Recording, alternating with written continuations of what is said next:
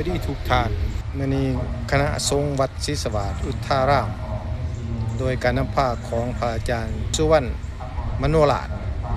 เจ้าอธิการวัดพร้อมด้วยองค์การจัดตั้งบ้านศรีสวัสดิ์เมืองจันทบุรีนครหลวงเวียงจันทร์จัดพิธีเทท่องรอพระพุทธรูปปางสะดุ้งม่าน1 องค์ขึ้นในตอนบ่ายวันอาทิตย์วันที่6 มิถุนายน 2026พระพุทธรูปปางสะดุ้งม่านองค์นี้นะมีขนาดหน้าตัก1 เมตร 40หรือ140 เซนติเมตรสูง2 เมตร 29 เซนติเมตรหรือ229 เซนติเมตรน้ำหนักรวมทั้งหมดแม่น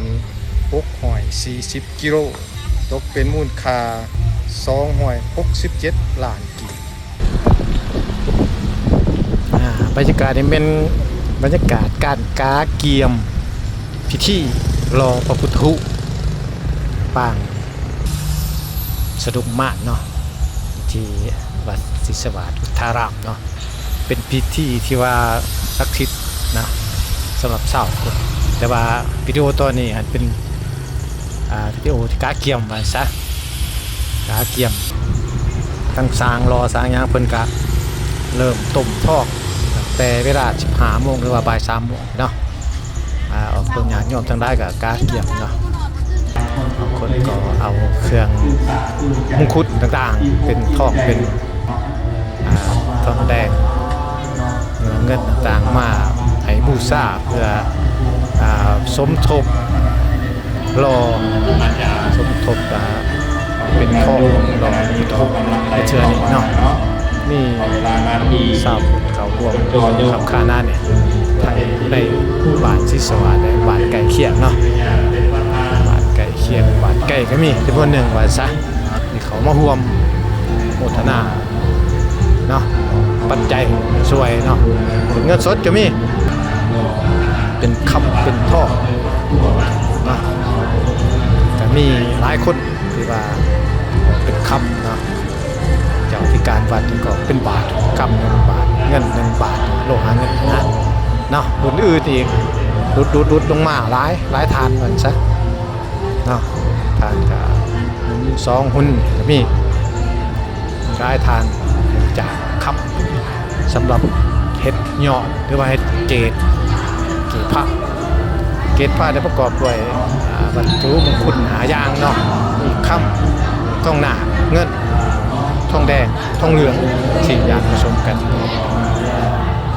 เกศผ้าสำหรับชิ้นส่วนอื่นก็มีแต่ทองเหลืองซะเนาะทองเหลืองกับทองแดงเงินปนแดงก็มีเนาะที่เหลือมันหลังกับใส่ปนกับชิ้นส่วนอื่นเนาะปนจะหลายแต่ได้หลายสิเท่สุดท้ายขับก็ใส่เกศผู้ใดกาเกียบตัวโยกตัวมากตัวลายหลังซะจดบัญชีผู้บริจาคเป็นเงินสดเป็นทองเป็นคำเป็นเงินทองแดงทองหนามีบัญชีนะเป็นบัญชีครับบริจาคแต่ละบัญชีเนาะจำนวนเงินก็ตกไปแล้วจำนวนหนึ่งเนาะส่วนว่าคำเงินเปื่อยไว้เด็ดเอาลูกน้ำรังเอาใส่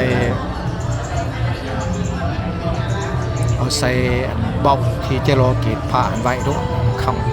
ำสำหรับเกศเอาคำใส่ไปต้มเงินทองแดงทองหนักทองยังทองแดงปนกันเอามาทอลงใส่เบาถือว่ามีคับเลยมันก็เปื่อยผสมกันเป็นเกศพระเลยใช่เนาะแล้วเหลือน่ะก็มันไปตักเอาทองที่ต้มไว้อยู่หั่นเนาะไปเทใส่เบ้าใหญ่บัดนี้ เบ้าที่เป็นภาคส่วนของส่วนหัวส่วนเล่าขี้และส่วนขาของพระพุทธรูปเนาะแต่ว่าพระพุทธรูปปางสะดุงมานี่แม่นพระพุทธรูปนั่งสมาธินั่งแบบสมาธิต่างแต่ว่ามือเบื้องหนึ่งหั่นจะเอามาผาดหัวเข่าไว้ย้อนความสะดุ้งตื่นตกใจที่ว่ามีม่านเขามาประจนหลายม่านวันสารในเวลานะตามตำนานที่เราค้านกันไปเนาะซึ่งเก็บให้ตื่นตกใจแต่มือบางหนึ่งที่ว่าเต้งกันอยู่หันเนาะภาวะออกมาแล้วมาผาดอยู่ที่หัวเข่าเนาะผาดหัวเข่าแบบสายหรือแบบขวาเนี่ยแล้วเนาะจิวพิษกับบักสายนะอันนั้นแม่นพระพุทธรูปปางสรุปมากเนาะ